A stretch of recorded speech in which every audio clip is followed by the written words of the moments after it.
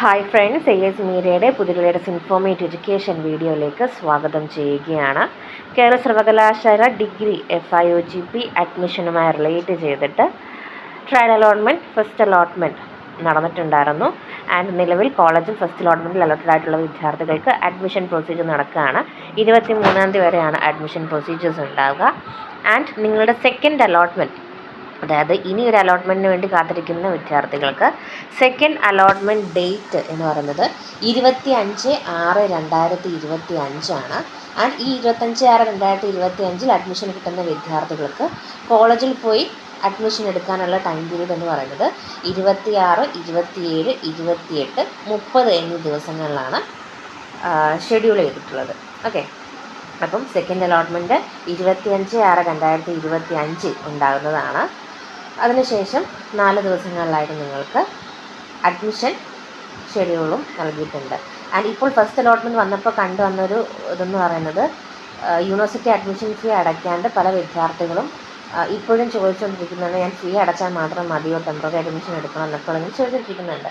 നിങ്ങൾ മനസ്സിലാക്കേണ്ടത്, നിങ്ങൾ അലോട്ടഡ് ആയിക്കഴിഞ്ഞാൽ ഒരു 1 or 2 hourനുള്ളിൽ തന്നെ എന്താണ്, നിങ്ങൾ യൂണിവേഴ്സിറ്റി അഡ്മിഷൻ ഫീ സൈറ്റിൽ ഓൺലൈനായിട്ട് പേ ചെയ്യുക.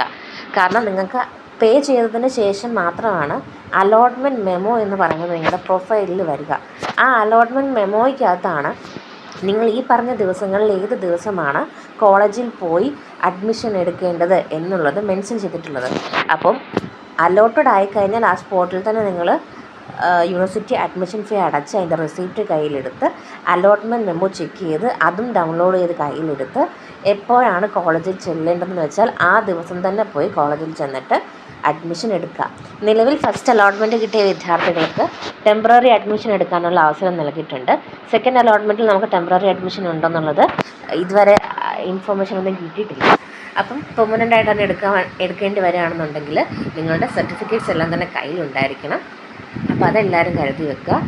ആൻഡ് ഈ പറഞ്ഞതുപോലെ 25/6/2025 ഇപ്പോൾ ഫസ്റ്റ് അലോട്ട്മെൻറ്റിൽ അലോട്ടഡ് ആയി കിട്ടി, ബട്ട് ടെമ്പററി അഡ്മിഷൻ എടുക്കുന്ന വിദ്യാർത്ഥികളാണെന്നുണ്ടെങ്കിൽ നിങ്ങൾക്ക് സെക്കൻഡ് അലോട്ട്മെൻറ്റിൽ ഒരു കോളേജ് കിട്ടിക്കഴിഞ്ഞാൽ ഓട്ടോമാറ്റിക്കായിട്ട് ഈ പറഞ്ഞാൽ പെർമനൻ്റ് ആയിട്ട് എടുക്കുന്ന വിദ്യാർത്ഥിയാണെന്നുണ്ടെങ്കിൽ പോലും ഹയർ ഓപ്ഷൻ നിലനിർത്തിയിട്ടുണ്ടെന്നുണ്ടെങ്കിൽ നിങ്ങൾ സെക്കൻഡ് അലോട്ട്മെൻറ്റിലും പരിഗണിക്കപ്പെടും.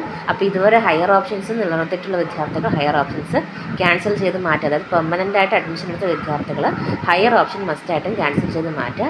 ആൻഡ് ടെമ്പററി അഡ്മിഷൻ എടുത്തിട്ട് ഇനി ഒരു സെക്കൻഡ് അലോട്ട്മെൻറ്റ് കൂടെ ചെക്ക് ചെയ്യാൻ വേണ്ടിയിരിക്കുന്ന വിദ്യാർത്ഥികളാണെന്നുണ്ടെങ്കിൽ തീർച്ചയായിട്ടും നിങ്ങൾ കൃത്യമായി ശ്രദ്ധിക്കുക. സെക്കൻഡ് അലോട്ട്മെൻറ്റിൽ കിട്ടുന്ന കോളേജിൽ നിങ്ങൾ പെർമനൻ്റ് ആയിട്ട് അഡ്മിഷൻ എടുക്കാനായിട്ട് നോക്കുക. കാരണം പിന്നീട് വേക്കൻസി അനുസരിച്ചാണ് തേർഡ് അലോട്ട്മെൻറ്റോ അല്ലെങ്കിൽ സപ്ലിമെൻ്ററി അലോട്ട്മെൻറ്റുകളും കാര്യങ്ങളൊക്കെ തന്നെ വരുന്നത്.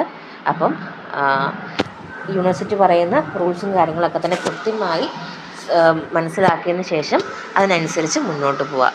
Second allotment 25/6/2025 and university admission fee base ചെയ്തിട്ടുള്ള SC STക്കാർക്ക് 1390 രൂപയാണ്. ജനറൽ കാറ്റഗറികൾക്ക് 2800 രൂപയാണ്. ദെൻ NAOS മറ്റ് സംസ്ഥാന ബോർഡ് വിദ്യാർത്ഥികൾക്ക് SC ST 865 രൂപയാണ്. മറ്റുള്ളവർക്ക് 2275 രൂപയാണ്. ഓക്കെ, അപ്പം ഈ ഒരു വീഡിയോ തീർച്ചയായിട്ടും എല്ലാ വിദ്യാർത്ഥികളിലേക്കും ഷെയർ ചെയ്ത് കൊടുക്കുക.